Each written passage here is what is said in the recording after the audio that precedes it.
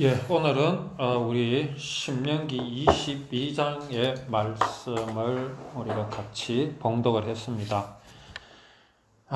참 오랜만에 우리가 만나 뵙게 되었습니다. 참 하나님의 은혜로 다 이렇게 아무 탈 없이 또 건강한 모습으로 만나 뵙게 되어서 참 하나님께 감사를 드립니다. 오늘 이 신명기 22장의 이 말씀들, 우리가 늘 이제 우리 신명기를 읽으면서 드리는 말씀은 율법입니다. 율법.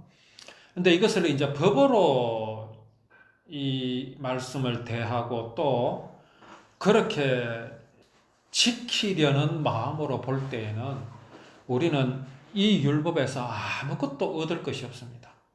진실로 얻을 것이 없습니다. 만약에 그런 것이라면 하나님께서 이스라엘 백성들에게 율법을 주실 이유가 없었어요. 왜 그렇겠습니까?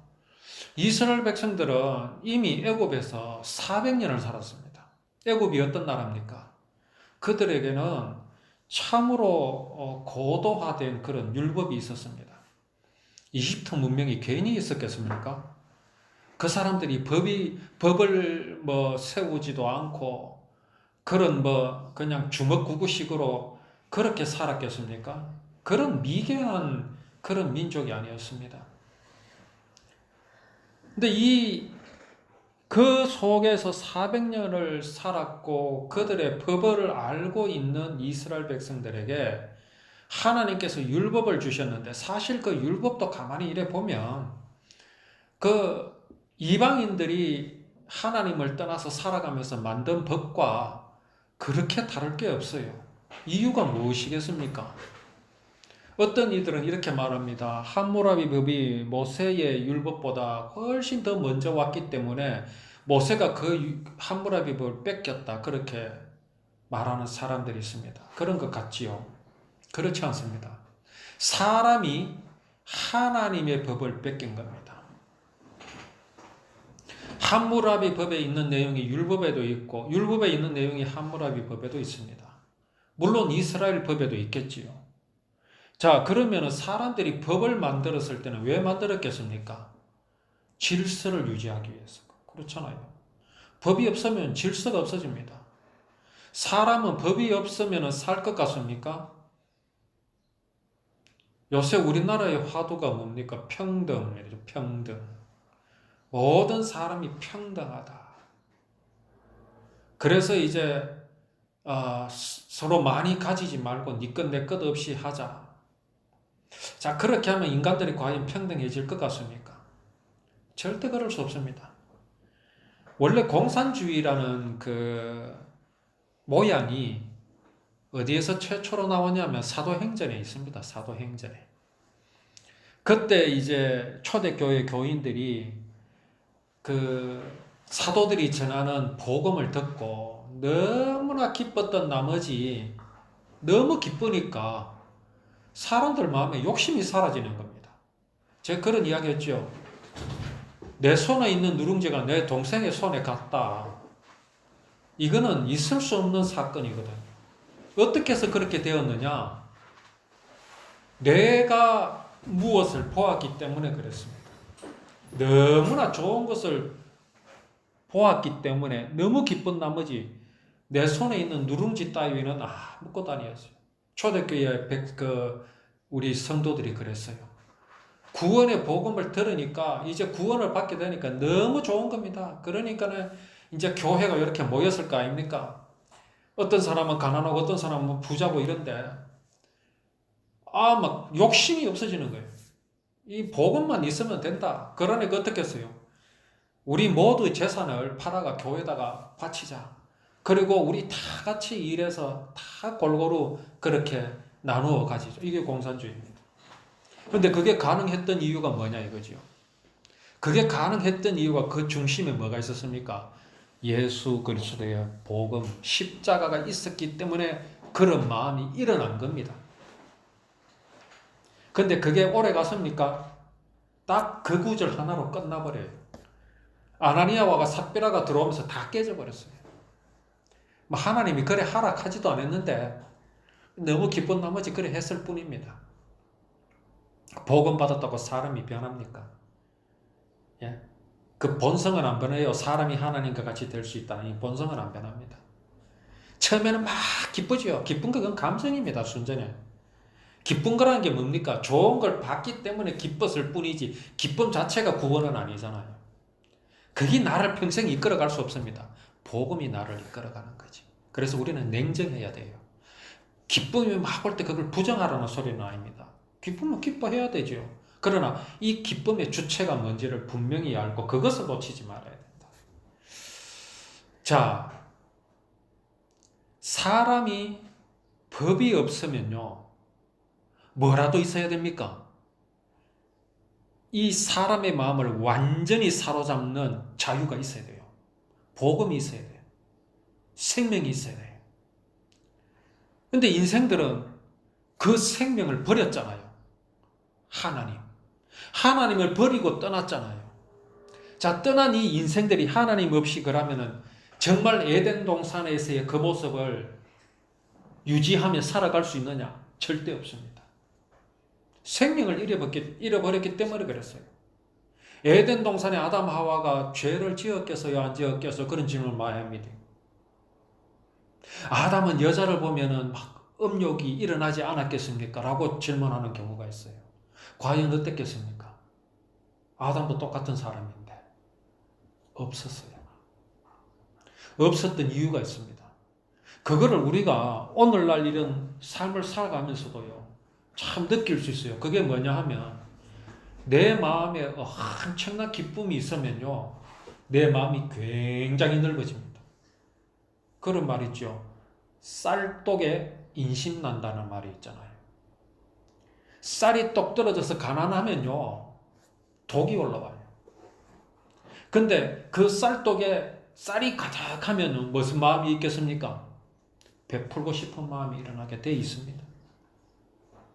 근데 인생들은 이 마음이요, 텅텅 비게 됐어요. 어떻게 해요? 사람이 하나님과 같이 될 수 있다는 그 사단의 말을 듣고 내 마음에서 하나님을 버렸거든요. 텅텅 빈 쌀떡과 같아요. 개코는 아무것도 없어요. 뭐 불교에서는 비워라 비워라 이라는데 천지 비울 게 없어요. 텅텅 비었단 말입니다. 그걸 보고 공허하다 그래요. 이런 인생이 나가서 뭘 의하겠다고? 낙원을 이룰 수 있다? 없습니다. 없는 걸 알았기 때문에 사람들은 뭘 만들었냐면 질서를 유지할 수 있는 장치를 만든 것이 법입니다. 뭐 도덕에 맡기고 양심에 맡기고 될 일이 아닙니다. 양심이 있긴 있죠. 왜 그러냐? 선, 악을 아는 일에 하나님과 같이 되었기 때문에 선이 무엇이며 악이 무엇인지 잘 압니다. 그걸 왜 몰라요? 아는 때도 안 되는 겁니다. 무슨 장치가 없으면 강제하는 장치가 없으면. 그래서 법을 만든 겁니다. 자, 그 법을 만들었을 때 무엇을 근거로 했겠습니까? 선악을 아는 일에 하나님과 같이 된 그것을 근거로 한 겁니다. 요것은 선이고 요건 악이고 이걸 다 구분해서 그렇게 만든 겁니다. 따라서 이 법은 누구에게로부터 난 것입니까? 결국은 하나님께로부터 난 겁니다. 자, 이 법이 분명히 있음에도 불구하고 하나님께서 율법을 왜 또 주셨겠습니까? 법이 아니기 때문에 주신 겁니다. 이스라엘 백성들은 하나님께서 그들에게 맡기신 사명이 있거든요. 그게 뭡니까? 그의 후손으로 무엇을 이루시려고? 구원을 이루시려고. 자, 이제 구원을 이들을 후손을 통해서 이루시는데 그 이루실 구원의 모양과 모습이 어떠한 것을 이들은 알아야 돼요. 이방인들은 알 필요 없어요. 왜냐하면 그들에게서 하나님의 구원이 나실 게 아니기 때문에 그렇습니다. 이방인들은 지킬 필요도 없고 그냥 이방인들은 그 사람이 만든 법을 지키면 돼요. 또 양심에 따라 그냥 살아가면 됩니다. 그러나 이스라엘 백성들은 안 그래요. 그래서 율법은요, 함무라비 보면 이 법하고 같이 취급하면 안 됩니다. 자, 오늘 여기 보면 내 형제의 소나 양이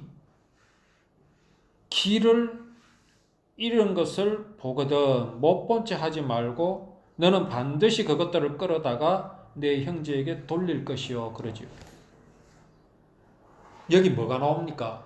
길을 잃은 소나 양입니다. 요 뒤에 가면 또 이것도 나귀라도 그리하고 라고 또 부언해서 말씀하십니다. 나귀. 자, 소나 양과 그 다음에 나귀 뭐가 다릅니까? 소와 양은 같이 지금 말씀을 하셨고 나귀는 또 따로 일부러 말씀을 하십니다. 뭐가 다른 겁니까? 이게 바로 하나님께서 정해 주신 정한 짐승과 부정한 짐승입니다. 정한 짐승뿐만 아니라 부정한 짐승이라도 그 주인에게 돌려주라 이 말씀이거든. 자, 이게 법이라면요. 내가 어떤 사람이 잃어버린 그 소나 양이나 나귀를 보고 내가 그 사람에 가가 돌려주면 그 법을 지킨 거 맞습니다. 이게 어디 율법에만 있겠습니까? 애굽의 법에는 없겠어요? 분명히 분실물 또는 유실물에 대한 법이 있습니다. 없을 택이 없어요. 우리나라도 그런 법이 있어요. 내가 길 가다가 돈을 줬으면은 그걸 주인에게 돌려주는데 몇 프로를 받을 권리까지 있어요. 예를 들어 1억을 내가 어디서 주웠다. 그럼 주인에게 돌려주잖아요. 그럼 그 주인이 다 가져가면 안 돼요. 몇 프로는 그 사람에게 주라 이런 것도 있어요. 자, 여기 이렇게 돌려주면 사람의 법은요, 이 법을 지키게 됩니다. 그런데 율법은 안 그렇습니다. 자, 소가 있는데 너무나 튼실하고 일을 잘하게 생긴 소라. 근데 이게 이제 율법으로 돌려주라 그랬잖아요. 그러니까 돌려줬어요. 근데 속으로 어떤 마음이 있겠어요? 요거 안 찾으러 왔으면 좋겠다. 주인이 어디 멀리 있어가지고 막 영 안 왔으면 좋겠다. 이런 싶은 마음이 있겠어요. 그런 마음으로 돌려주면 이 법은 지키지 못됩니다. 왜냐하면은 율법은 사람이 만든 법이 아니라 하나님의 거룩하심으로 지켜야 되기 때문에 그렇습니다. 하나님의 거룩하심은요, 이걸 돌려주면 전혀 아까움이 없으신 분입니다. 아까도 아담 하와 이야기했죠. 그들이 에덴 동산에서 죄를 지었겠느냐? 지을 수가 없었어요. 왜냐하면 그 마음 속에 하나님이 계셨기 때문에 그렇습니다. 하나님이 계셔서 나를 감시하기 때문에 그런 게 아니고요. 하나님이 계셨다라는 말은 내가 하나님으로 부유하다 이 말. 엄청난 부자단 말입니다. 그러니까 뭐 소 한 마리 정도야. 그건 뭐 대수겠습니까? 소를 내가 창조하는데. 그러니 아담하고가 죄를 지었겠습니다라고 하는 그런 질문 자체가 어리석은 질문입니다. 그것은 하나님을 마음속에 내 주인으로, 내 주님으로, 나의 것으로 모셔본 경험이 없기 때문에 하는 소리입니다. 그런 적이 한 번도 없거든요. 늘 가난하고 늘 텅 빈 마음으로 형편없이 가난한 마음으로 살아보니까 그걸 모르는 거죠. 늘 시력에 중만 묻던 사람이 막 부패해서 매일 잔치하는 사람의 마음을 어떻게 알겠습니까? 자, 여기에서 이 말씀, 이 법을, 율법을 주신 하나님의 의도하심이 무엇이겠습니까? 이게 다 세상에 있는 법인데 그럼에도 불구하고 이스라엘 백성들에게서 이것을 지켜라. 그것도 세상의 법처럼 지키는 게 아니라 하나님의 거룩하심대로 그대로 지켜라고 하신 이유가 뭐겠습니까? 두 가지가 있겠죠. 첫째 하나는 사람은 일단 이걸 지켜봅니다. 지키는데 뭘 알게 되느냐 하면 내 마음까지 그것을 돌려주지 못하는 자신을 발견하게 되는 겁니다. 그게 이제 서기관과 바리새인들이 가늠한 여인을 예수님께로 끌고 왔다가 들켰다고 할 수도 있고 알게 된 것 아닙니까? 그들은 가늠하지 않았어요. 바울이 이런 말도 했습니다. 바울은 자기는 율법의 의로는 흠이 없는 자라 할 정도로 자부심이 대단한 사람이었습니다. 그 사람. 그러니까 그 양반은 그 사울이었던 시절에 율법을 지키는 그 청년 때부터 그런 삶을 살았어요. 이 양반은 그야말로 금욕의 금욕주의자였던 모양이라.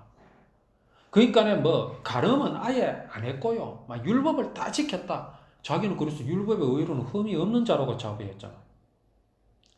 과연 그랬을까요? 오늘 이 법을 지키려면 그 소나 양이나 나귀를 돌려줌에 전혀 아까움이 없어야 되는데, 자, 이스라엘 백성 이걸 지켜볼 때 무엇을 발견하게 되겠습니까? 나는 하나님의 거룩하심과 같은 그런 거룩할 수가 없는 사람이구나 하는 것을 깨닫게 되는 겁니다. 세상의 법을 지킬 때는 거기까지는 안 갑니다. 내가 그냥 돌려주었으면 끝나요. 그러니까 뭐라고 말합니까? 나는 간음하지 않았고 그랬으니 이 간음한 여인을 나는 심판할 자격이 있다고 생각하는 겁니다. 그거는 사람이 만든 법입니다. 자, 여기 율법은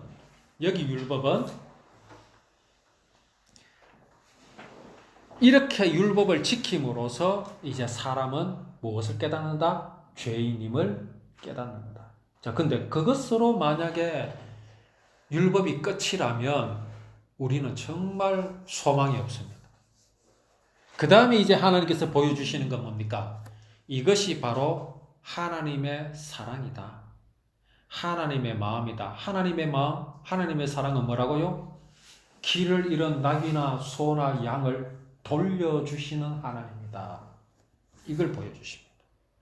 선악을 아는 일에 하는 그 선이라는 것이 뭐냐? 그 선은 길 잃은 낙이나 소나 양을 돌려주는 게 선이다. 그게 누구의 마음? 하나님의 마음. 그걸 사람들이 알아요. 너무 잘 알아요.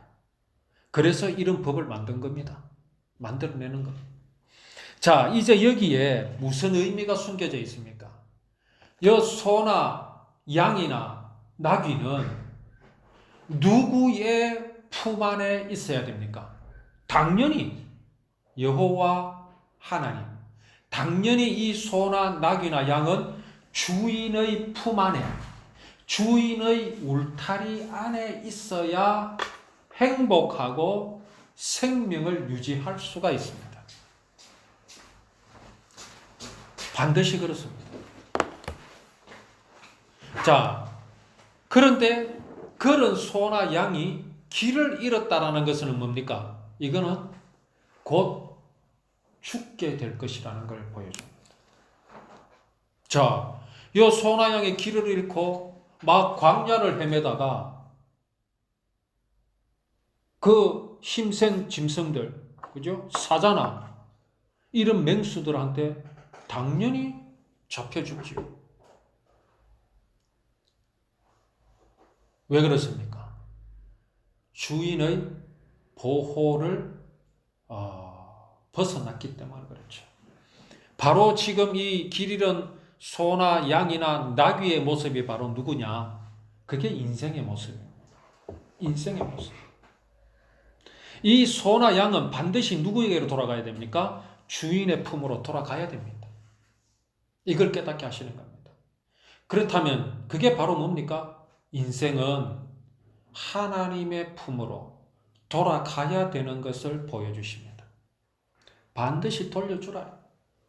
그렇다면 이건 곧 뭡니까? 이미 이 길 잃은 소나 양이나 나귀는 이미 뭡니까? 생명을 잃은 겁니다. 생명을 잃은 겁니다. 이건 누군가가 도와주지 않으면 이 소나 양이나 나귀의 운명은 끝이 난 거지요. 그렇잖아요. 쥐가 어떻게 살아갈 수 있습니까? 살아갈 수가 없습니다. 그게 바로 인생의 모습이죠. 이런 인생을 하나님께서는 찾아오셨습니다. 이미 죽을 수밖에 없는, 죽을 것으로 결정이 난 우리 인생들인데 내 발로 뛰어나왔잖아요. 뭐 하나님이 쫓아냈습니까? 내 발로 뛰어나온 겁니다. 이 소나 양이 뭐 주인이 쫓아냈겠습니까? 아닙니다. 지 발로 놓은 겁니다. 죽을 줄도 모르고.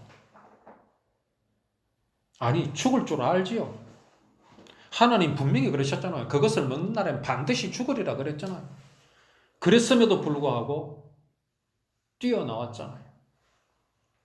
그런데 이 소나 양이나 나귀가 지발로 돌아갑니까? 아닙니다. 이것들이 이렇게 돌아다니다가는 죽을 것을 누가 압니까? 사람이 알죠. 야들은 몰라요. 인생들은요, 얼마든지 하나님 없이도 살아갈 수 있다고 찔딱거리고 돌아다닙니다. 또 알고도 그렇게 합니다. 그럼에도 불구하고 하나님께서는 그 길 잃은 양이나 소나 나귀를 주인에게로 돌려보내라. 이 말씀은 무슨 말씀입니까? 하나님께서 우리를 찾아오셨다. 나는 내 발로 하나님을 배반하고 떠났는데 그 하나님께서는 이 인생을 불쌍히 여기시고 생명을 주시려고, 살려주시려고 당신께서 친히 이 땅에 내려오셨다라는 것을 보여주십니다. 낙이라도 그러하고 또 의복이라도 그렇게 하라 하십니다. 우리는 무엇을 벗어놓고 왔습니까? 하나님의 은혜와 하나님의 사랑과 하나님의 생명이란 그 옷을 우리가 벗어 던지고 나왔잖아요. 사실 인생은 무엇을 입고 있는 것으로 생각하지만요, 사람의 마음에 뭔가 피울 것이 있을 것이라고 사람들은 말하지만요, 인생은 텅 빈 마음인 공허한 마음입니다. 인생은 뭘 입고 있잖아, 입고 있는 것으로 생각하잖아요. 그렇지 않습니다. 아담이 뭐라고 그랬습니까? 내가 벗었으므로 두려워하여 숨었나이다 그랬잖아요. 그게 인생입니다. 인생이 뭘 입고 있다고요? 막 자기 철학, 자기 사상, 자기 집념, 신념 이런 걸로 둘러싸고 있지만요. 그것은요. 정말 비바람이 불고 모진 바람이 몰아쳤을 때는요. 전혀 자신을 방어할 수 없습니다. 그게 언제입니까? 그것이 무엇입니까? 죽음 앞에서, 사망 앞에서, 심판 앞에서 자신은 벌거벗었음을 알게 될 것입니다. 그런데 우리는 그 옷을, 이것을 방어할 수 있는 옷을, 나를 살려줄 수 있는 옷을 어디서 찾아와야 되는데 어디서 잃어버린지도 모르고 있어. 종교들은요, 그걸 가르쳐 주지를 못합니다. 어디서, 어떻게 우리가 이렇게 이 모양, 이 꼬라지가 된지 종교들은 전혀 가르쳐 주지 못하고 있습니다. 종교들은 뭐라고 말하고 있습니까? 네 마음에 부처가 있고 네 마음에 신이 있고 네는 뭔가 든든한 것으로 입고 있다고 자꾸 거짓말합니다. 그냥 신념이지, 신념. 없는 것을 있는 것 같이 생각하는 신념. 믿음과 신념의 차이가 뭡니까? 신념은 없는데 있는 것처럼 착각에 만나는 게 신념이고요. 믿음은 분명히 있는 것을 있다고 말씀하는 것이 믿음입니다. 우리는요, 아무것도 없습니다. 우리는요, 옷을 벗어버려 두고 하나님의 품에서 뛰쳐나온 것이 인생입니다. 거기 성경에 가르쳐 주시고 계시잖아요. 우리가 벗어둔 것을 누가 발견하셨어요? 하나님이 아시잖아요. 그 하나님이 그 옷의 주인이 누구신지를 압니다. 그게 우리다. 이걸 하나님께서는 돌려주시기 위해서 친히 사람의 몸을 입고 이 땅에 오실 것을 이 율법을 통해서 약속하고 계신다. 못 본 채 하지 않으십니다. 이스라엘 백성들에게 뭐라고 하십니까? 못 본 채 하지 말고 너는 반드시 형제를 도와 그것들을 일으킬지니라 그랬죠. 자, 여기 보면은 내 형제의 나귀나 소가 길에 넘어진 것을 보거든 못 본 채 하지 말고. 우리 인생이 지금 넘어지고 자빠져 있습니다. 아니, 죽어 있습니다. 나사로와 같이 죽어 있습니다. 이게 인생이란 것을 세상의 모든 종교들은 그렇게 말하지 않지만 하나님의 말씀, 성경이 유일하게 인생이 어떤 모습인가를 보여주십니다. 쓰러져 있다. 죽었다라고 말씀하십니다. 인생은 그런 모습이라 말씀하십니다. 그것을 못 본 채 하지 마라. 누가 그렇게 하신단 말입니까? 하나님께서 우리 인생을 못 본 채 하지 않으신다는 거죠. 당신의 사랑을 배반하고 떠나갔잖아요. 탕자가 왜 집을 나갔겠습니까? 나도 아버지처럼 살 수 있다라는 거죠. 그 자신감으로 뛰어나갔지만 탕자는 어떻게 됐습니까? 형편없이 가난해졌습니다. 쓰러졌습니다. 그건 죽음입니다. 죽었단 말입니다. 그런데 누가 못 본 채 하지 않으셨어요? 그 아버지는 못 본 채 하지 않았어요. 탕자가 돌아오기도 전에 그는 벌써 집 문 앞에 동구 밖에 나와가 있었어요. 기다리고 있었어요. 그 말씀은 달려와서 일으켜 주시는 하나님의 사랑을 보여주십니다. 여자는 남자의 의복을 입지 말 것이요 남자는 여자의 의복을 입지 말 것이라. 이같이 하는 자는 내 하나님 여호와께 가정하자니라. 자, 오늘날 세계가 어떻습니까? 그걸 보고 유니섹스라 그럽니까? 이제 남녀 구분이 없이, 그죠? 이제 우리나라도 지금 이대로 가면은 아마 이제 이 말씀을 교회에서 전하면요, 법에 걸립니다. 남녀 평등법에 걸립니다. 이게 안 될 것 같습니까? 그렇게 됩니다. 단지 이제 이게 교회, 종교의 자유라는 것 때문에 뭐 현행범으로 잡아가지 않을지 모르지만 법에는 이런 걸 명시할 겁니다. 이런 말을 하지 말라고. 그 태국에 가면 이 동성애자들이 많고 또 이 성전환 그러니까 남자가 여자로 성전환한 그런 사람들이 굉장히 많아요. 이제 그렇게 됐던 이유가 뭐냐 하면은 이제 자기 아들을 군대 보내지 않기 위해서 어릴 때부터 여자 옷을 입혀. 여자 옷을 입히고 여자처럼 행동하게 하고. 이러면서 이게 자라면서까지 성 정체성을 잃어버리죠. 결국은 얘는 자기가 남자인 것에 대해서 적응을 못해요. 그래서 뭐 성전환 수술도 하고 이제 그런 이제 일들이 있는데, 자, 이것이 과연 사회에 미칠 영향이 어떤 것인가? 그런 것은 우리가 차지하고라도 이 자체가 뭡니까? 자, 우리가 그저 하나님을 거론하지 않고서라도 이거는 자연의 법칙을 거스르는 것은 분명합니다. 그렇지 않습니까? 자연의 법칙은 남자와 여자가 당연히 구별이 됩니다. 여자가 아이를 낳지 남자가 아이를 낳는 건 아니잖아요. 여자가 아이에게 젖을 먹이는 거지 남자가 아이에게 젖을 먹이는 건 아니거든. 근데 이 자연의 법칙이란 것을 누가 주셨습니까? 그건 하나님께서 그렇게 만들어 놓으신 겁니다.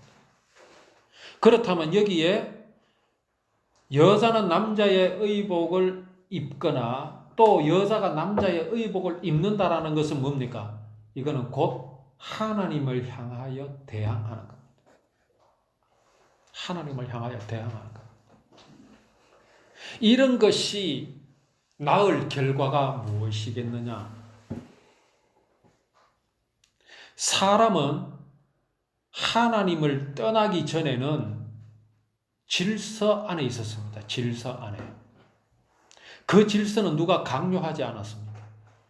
하나님 그 사랑 안에 머물러 있었을 때는 남자가 여자의 옷을 입지 않았습니다. 여자가 남자의 옷을 입지 않았습니다. 남자는 남자고 여자는 여자고 그것으로 동등했어요. 근데 사람이 그 마음에서 하나님을 버리게 되자 질서가 허물어졌어요. 남자가 남자고 여자가 여자고 여기에 동등이 무너지고 어떻게 됐겠어요? 대항하기 시작했어요. 대항한다니까요. 이 대항이 일어나면서 뭐가 무너집니까? 정체성까지 무너집니다. 그 결과 이런 무질서가 생겨나는 겁니다. 이게 그 마음속에 생명이신 하나님으로 충만하다면 일어날 수 없는 일입니다. 먼저 일어날 수 없는 게 뭐냐? 남자와 여자의 동등함이 무너질 수가 없어요.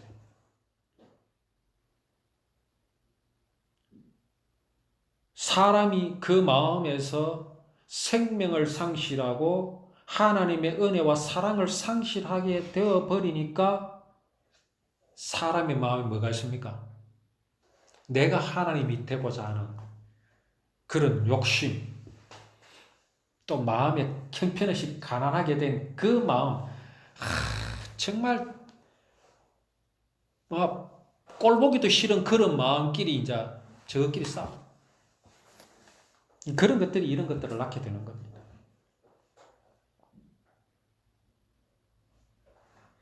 여기서 우리에게 하나님은 분명히 말씀하십니다. 예수 그리스도는 예수 그리스도다. 예수 그리스도는 우리의 구원자다. 예수 그리스도는 우리 인생의 머리다. 그것을 비유하기를 남편이다. 그렇게 비유하십니다. 남편. 그 다음에 구원받은 성도는 그 예수 그리스도의 아내가 된다. 그런 식으로 이제 비유를 하십니다.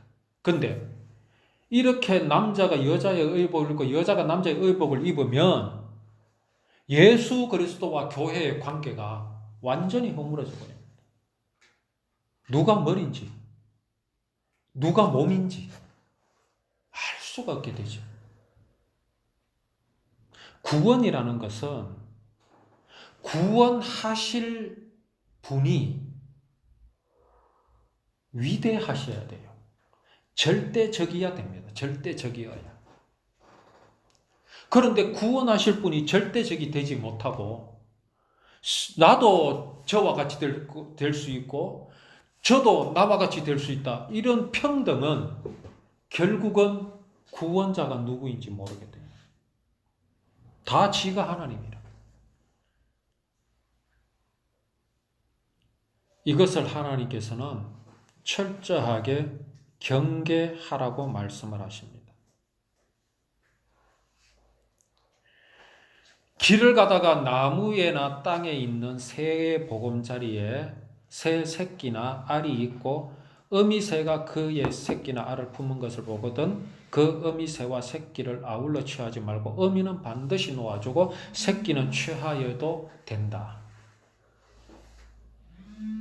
자, 이렇게 하나님께서 말씀하신 것은 뭐냐 하면은 생명을 이어나감에 대해서 말씀하시는 겁니다. 생명을 이어나감. 자, 새끼는 내가 가져와서 뭐 키우든지 아니면 그 놈을 먹든지 할 수가 있죠. 그러나 그 어미까지 잡아버리면 어떻게 돼요? 우리의 요새 그런 법들도 있습니다. 어족 자원을 보호하기 위해서 알을 벤 개, 그죠? 대게든지 이런 거요. 그거 잡으면 안 돼요. 알을 벤 거는. 왜? 그걸 다 잡아버리면 어족 자원이 고갈되잖아요.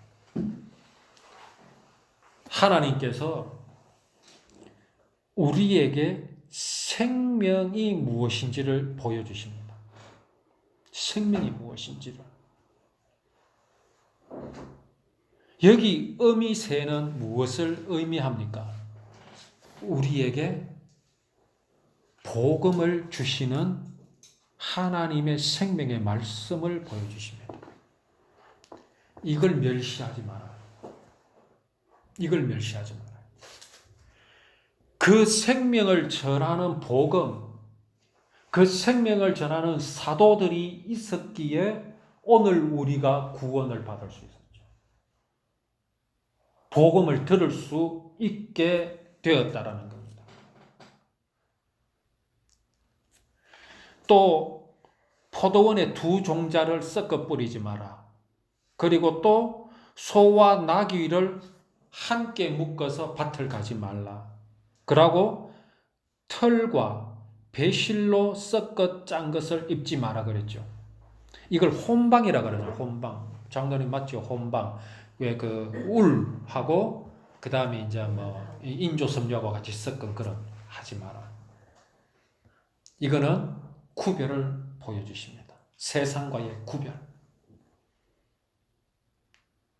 이게 참 이 구별이란 게 이 말씀만 분명히 알고 있으면 굉장히 쉽고 명료한 건데 율법이 법인 줄 알고 율법이 약속인 줄 모르고 율법을 들여다보면요 쉽게 이렇게 돼버립니다.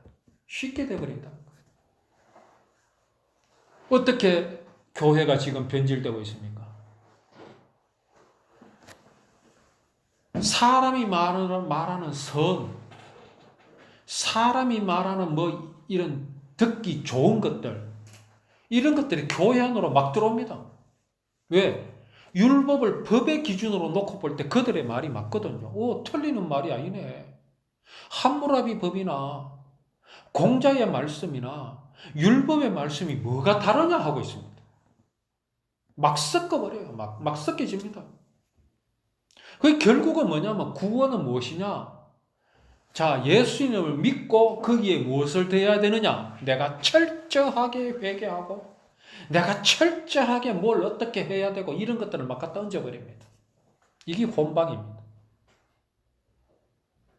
정말 율법은 법이 아니라 여호와 하나님의 구원을 약속하신 것임을 분명히 안다면 우리는 정말 사람이 말하는 선과 하나님께서 말씀하시는 그 선의 경계를 분명히 알게 됩니다.